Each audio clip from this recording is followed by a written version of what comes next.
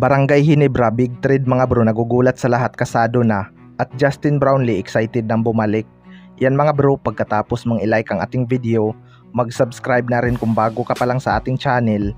At i-click ang notification bell para lagi kang updated sa ating mga sports balita.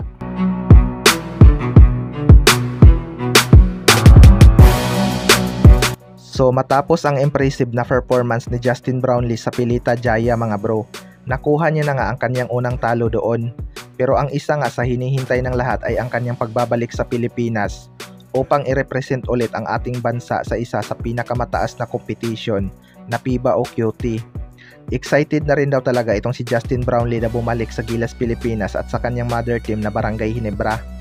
Malaking bagay nga ang pagpapakondisyon ni Justin Brownlee sa Indonesia mga bro, dahil marami nga siyang malalakas na import na nakakalaban doon.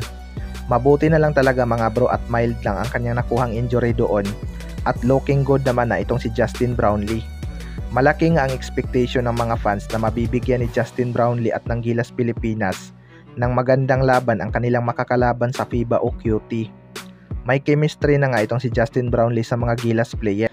Hinihintay na lang siguro ni Coach Tim kung matapos ang PBA Finals upang makasali na sa ensayo itong sina Jonmar Fajardo, CJ Perez at Chris Newsome na mga veterano sa Gilas. Kaya abangan na lang natin si Justin Brownlee. Sa kabilang banda naman mga bro, Barangay Ginebra, big trade na gugulat sa lahat, kasado na. Ito ngang Barangay Ginebra ay siguradong magpapalakas next season dahil sa mabigat na competition. Hindi na talaga ganun kalalim itong lineup ng Barangay Ginebra, partikular na sa kanilang bench mga bro.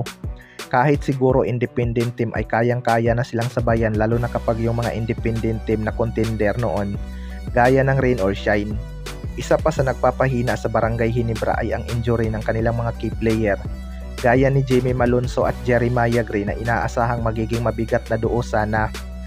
Ayon nga sa mga source mga bro, may malaking trade nga daw itong Barangay Ginebra na gugulat sa lahat at kasado na nga daw ito. Well, para sa akin mga bro, hindi na rin talaga bago sa atin na may mga nakakagulat na trade na ginawa itong Barangay Ginebra.